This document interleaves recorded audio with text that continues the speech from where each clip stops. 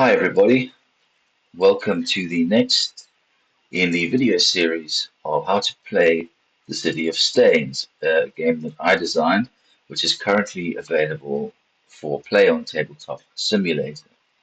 And it's public, so anyone can go ahead and play with the game.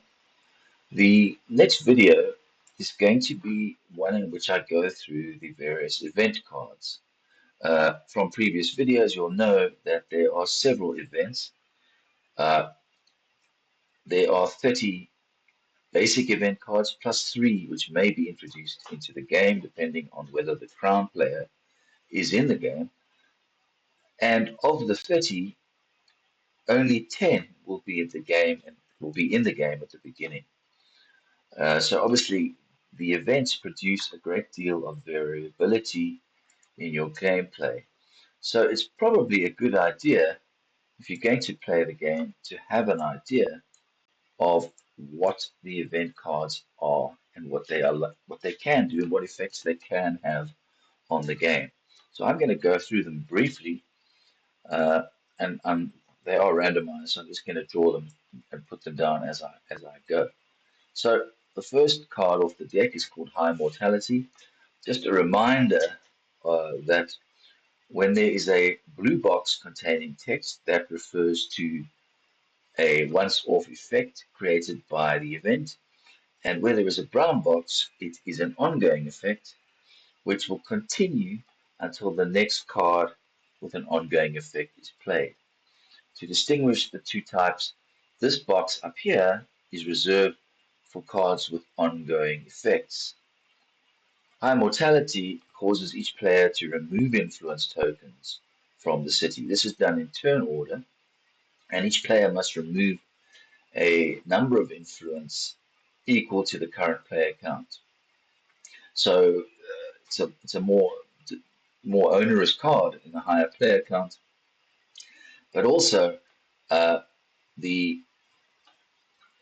the effect is that we remove one civilian from every quarter, and the removal of civilians is a speed up mechanism. So anytime you see civilians being removed from quarters, it's an indicator that it's more likely for one or more players, or at least one player, to get control of that quarter sooner rather than later.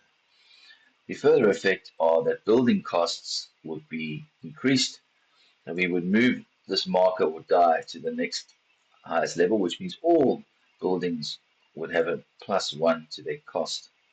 And lastly, the indicator, the event card icon indicates after we've done the effects of this card, we will immediately draw another card. Crime Wave, you will see, is a card that only has a brown box effect, meaning it's an ongoing effect. And the effect is that all actions that put leaders into the graveyard can be performed in any quarter in the city. So the effect of this is to take effects which are commonly leader linked, in other words, that have to take place in quarters where you have a leader, and to allow you to take those effects, which can be very devastating for other players, regardless of where your leader is in connection or in relation to the target leader. And Crime Wave is an ongoing effect, so it will continue to have effect for as long as another ongoing effect card is not drawn. Next card is Storms in the Bay. Immediate effect card causes the coster to lose 4 coins, and then all factions, and that includes civilians. Civilians are a faction, they are not a player, is reduced by 2. And the last leader placed in exile, if there is a leader in exile, is removed to the graveyard. The storms have caused the ship to sink, so the leader has unluckily not made it to exile but ended up in the graveyard. The cube icon indicates that this card triggers the possibility that each player will be able to advance their number of cubes by paying the requisite number of influence from the board and coins, which, if the crown is in play, must be paid to the crown player. And this is all done in turn order.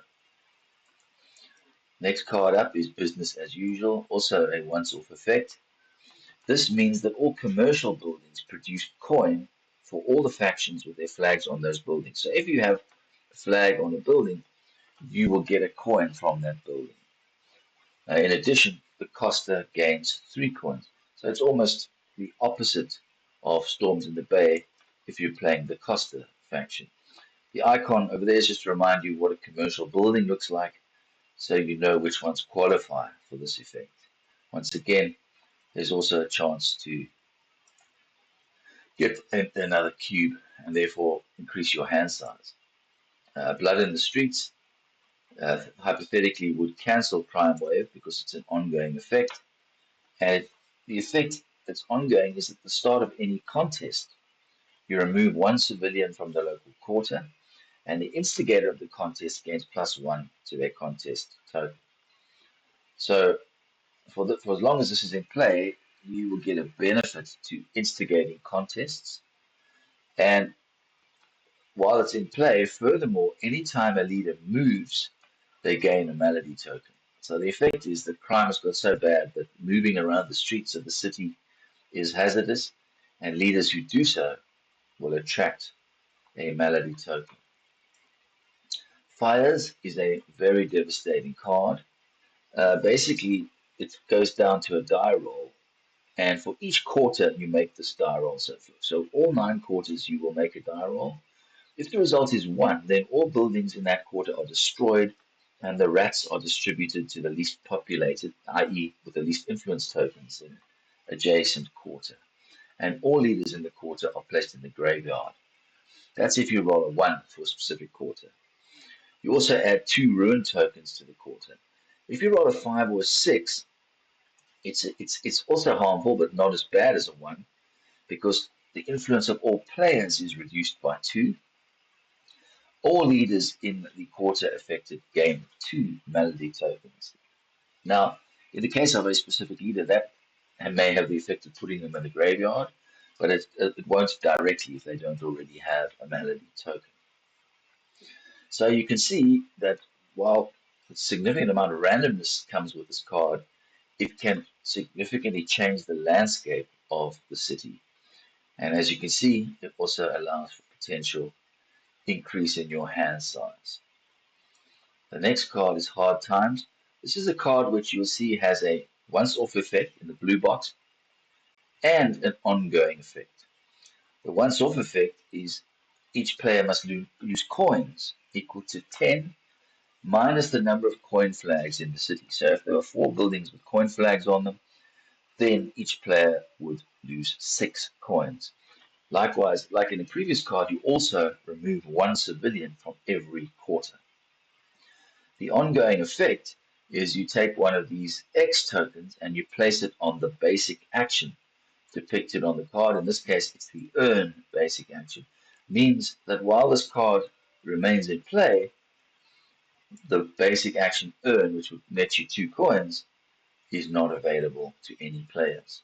The next card is the Fate of Chaos. It's only an ongoing effect.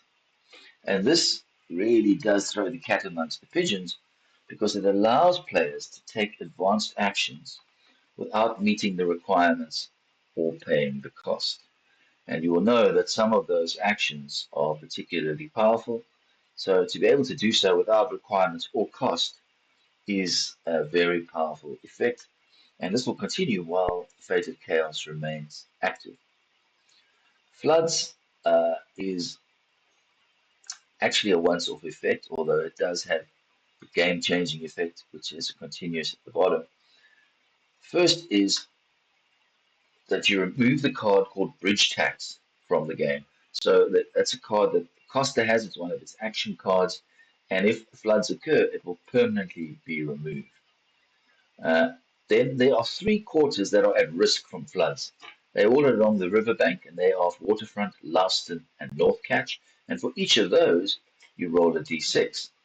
On a result of 1, all the buildings in the quarter are destroyed, and you add a ruin token there. On all other results, the influence of all players is reduced by 2, and you add 1 ruin token to the quarter. So floods can also be particularly devastating for those 3 quarters, being North Catch, Louston, and the waterfront.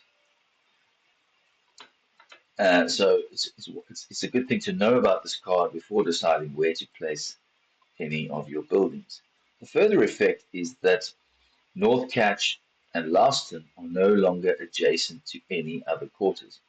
So these adjacency arrows that have a blue side will no longer be adjacent. In other words, the adjacency will be cancelled. What we do to indicate it and to indicate that the bridge has been destroyed is to put this token on.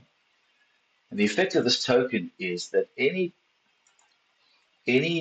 leader wishing to cross the river must first be placed on this token as a move action, and only thereafter, as a second move, could they then move into a quarter on the far side. So if you are in a quarter which is linked by a blue arrow and you wish to cross the river, you first have to place your leader there on the first move before doing so. The idea thematically is that now the crossing is controlled by ferries rather than the bridge, and it's just a slower passage due to the demand. That's floods. Next card is rats. Rats simply adds 2 rats in every quarter. So this will quickly proliferate the number of rats in the city, which can have potentially negative effects depending on other event cards. Also allows you to potentially increase your hand size. Then we have superstition. It has an automatic effect, and it's a particularly bad card for the church because the immediate effect causes the church to remove influence from anywhere in the city equal to 6 less the number of religious buildings in the city. So, for example, if the church had 2 religious buildings, or if there were 2 in the city, then it would have to remove 4 influence from anywhere in the city. However, the effect of this card can be ignored and another one drawn in its place if the church has at least 1 statue. Now, statues are the effect of the dogma card the church can play, uh, and they effectively cause them to control a quarter permanently. So it's only in that event that you would ignore this particular card. The ongoing effect is that the church's ability to give rerolls to other factions or to itself is cancelled for the duration of this card's effect. Then we have Days of Plenty. The once off effect is the players gain 1 influence in 4 different quarters, or 1 coin for each quarter in which they have influence. So they have to make a choice. This occurs in turn order. You can either get 1 influence in 4 separate quarters, or if you're short of money and you have a lot of influence, you may want to get a coin for each quarter in which you have influence. So from 1 to 9 coins. The ongoing effect is to enhance one of the basic actions, in this case, the earn basic action, which we previously covered up. And the result is that instead of providing 2 coins when you take the earn basic action, you will in fact receive another 2 coins. So it doubles the amount of coins, the base amount from 2 to 4. The next card is Quarries Closed. Once again, a card with multiple effects. The immediate effect is everybody discards a building card. So if you have a building card, you have to discard it. If you don't, there's no negative effect. And if you have more than one, you decide which one to discard. Then you remove the bottom 5 cards from the building deck, which is this red deck up here, and you discard them permanently from the game. So you're reducing the number of buildings available in the game. And then the ongoing effect is to prevent the taking of the basic action known as build. So while this card is in effect, no player may build anywhere in the city. Then we have charity. Charity only has an ongoing effect, and it takes place at the beginning of the income phase. And the player with the least coins at the beginning of the income phase then receives 1 coin each from every other player in the game. It's a Yeah, it's something that only benefits the player with the least money, and it's an ongoing effect. Next card is a once-off effect known as the Comet. This is a card that specifically benefits the church and the circle, and they gain influence everywhere where they have a leader up to the number of the highest level of their leader in the quarter. What this means is that if, for example, the church were to have two leaders in North Catch, one was a level 1 and the other was a level 2, they would gain 2 influence in the quarter because their highest level leader was a level 2. And this would occur in every quarter in which they have at least one leader. Now, this is one of those cards which, if you're playing the circle, and remember the circle has the ability at the beginning of the game to take 10 of the unused event cards and to decide on 3 of those cards which gets shuffled into the start event deck. This is one of the cards which the circle player may decide to add to the deck, particularly if there's no church faction in the game. And as before, you can see it's a card that allows the hand size increase potentially. Same for trade vessels, which causes a once-off effect, placing a building with a single coin flag in waterfront or north catch, if there is available location. Remember that ruin tokens, portals, and other buildings may mean that there aren't any available locations if the total of those things is 3 or more. But the faction with the most coins decides on the location of the building. So whether it be waterfront or north catch is decided by the faction that at the time this event occurs has the most money. And obviously another coin flag in play will improve the income of all players. Next card is Crops Fail. Crops Fail also is a card that allows for a potential hand size increase, and the effect is that the faction with the most influence in each quarter loses 1 influence. Remember, faction includes the civilians, so you go through each quarter and you remove 1 influence from the faction that has the most. Also, each player chooses 2 of their active leaders in the city. So this only applies to leaders who are active and who are in the city, in other words, are not on your faction board. And each of those gains a malady token.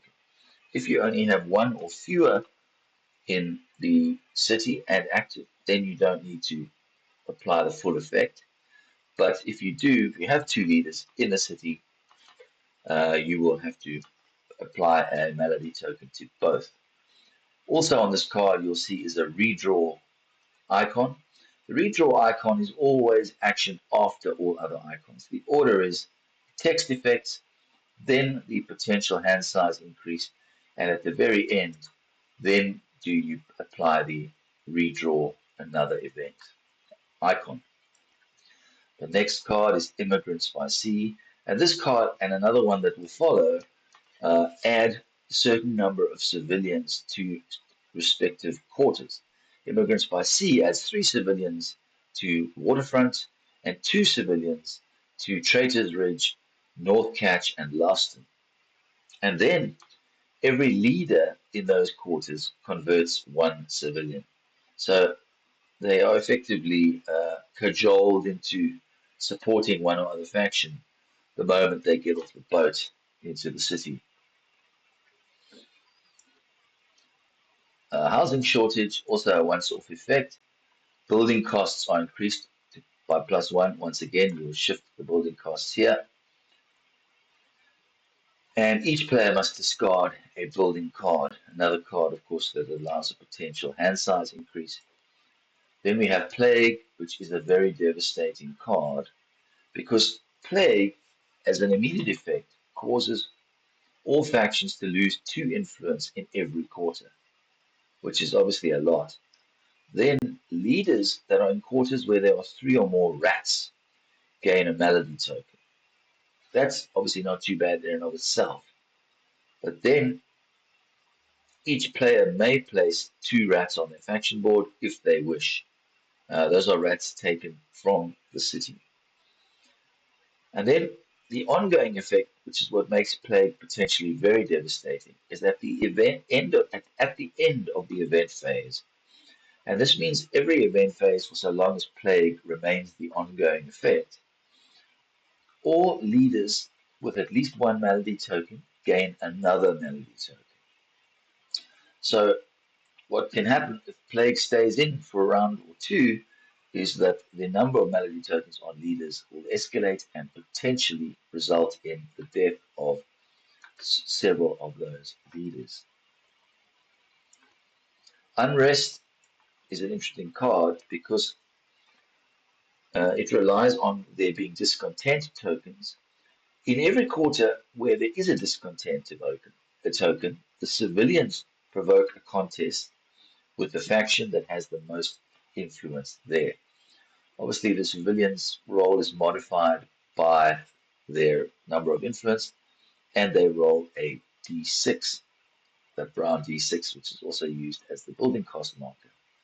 And this occurs in every quarter in which there is a discontent token. Thereafter, you can potentially draw another, or you must draw another event card. Prosperity is a hybrid. It's got a once-off effect, which allows each player to pay a coin to convert to convert up to 3 influence in a quarter where they already have 2 or more influence. So as long as they've got 2 or more there, they can pay uh, coins uh, in order to convert up to 3 influence. But each conversion costs 5 coins. So they could potentially pay 5 to 15 coins to convert 1 to 3 influence for as long as they have 2 or more.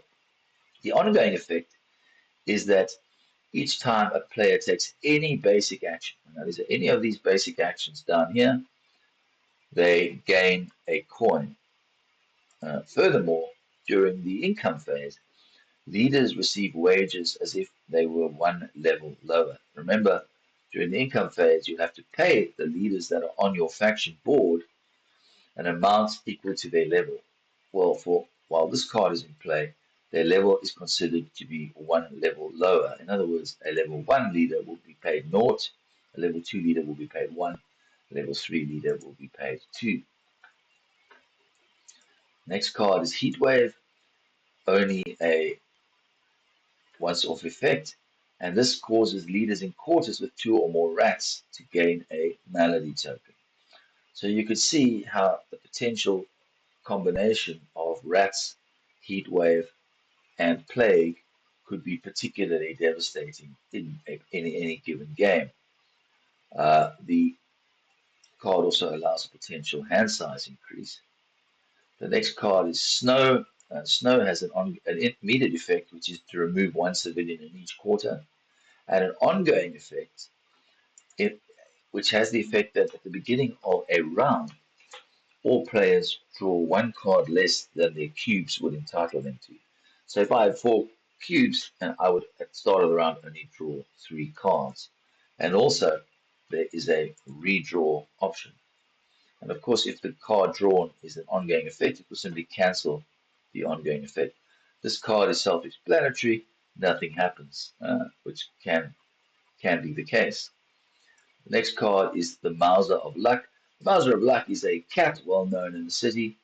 The immediate effect is you put the Mauser token into play. That's one of these little tokens at the top of the board. The Mauser token is then placed on a random quarter. You can roll a die to generate or find whatever method you use to randomly determine the quarter. And you do the same every income phase. The faction with the most influence in that quarter converts to influence. So every time the Mauser moves, if it moves into a quarter where you have the most influence, you will be able to convert a further 2 influence.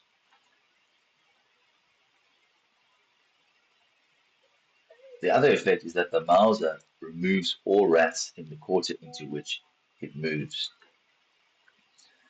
And the ongoing effect is that players may not take the contest action, which is this basic action, in a quarter containing the Mauser. It's considered to be extremely bad luck to provoke a contest in an area in which the Mauser has been sighted. Uh, the fourth last card is Signs and Portents. This is another card which potentially benefits the circle and the church. It allows the circle to shuffle, a forbidden card into the event deck immediately, as soon as this event occurs, and it causes all religious and mystical buildings to produce influence for the church and the circle based on the number of flags they have there. And this occurs as soon as this event takes place. As you can see, once more, a potential hand increase. Uncertainty means that on the next round, each player's first action card is randomly selected from their hand. So you don't choose an action card. You randomly select one from the face down of your face down action card. You may then choose to either play it face up or down, depending on which action you wish to play. But it is randomly selected. And what the effect of this card also is that the previous event card, so in our demonstration it would have been the Mauser, is shuffled back into the deck, which would remove the Mauser from play. And whatever the previous card was, that card is reshuffled into the draw deck. Second last card is Rumors of War. This is a card that ultimately benefits the crown to a large extent because all buildings which are either military or administrative produce influence for the crown. And while this card is in play, contest victories gain or cause you, instead of gaining a +1 to your further contest, you will now get 2 victory tokens, indicating a +2 to further contests. As I look at this, I realize there's an error, and that should be an ongoing effect, i.e. it should be in a brown box. So please bear that in mind, and I will alter the card in Tabletop Simulator to reflect that. And the last event card is similar to one we've seen before. This is Immigrants by Land.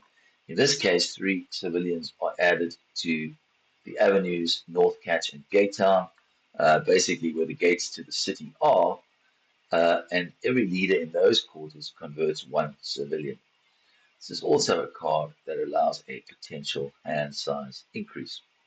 Right, so those are the event cards, which together with the 3 events potentially put in by the crown, are the events that you could potentially run into when playing the game. And obviously, a limited subset of those events will be present in each game. So I hope that gives you some idea of what you can expect from events, so they're not complete surprises when they come out of the deck, and you can, to some extent, prepare for them. So I hope you've enjoyed this video.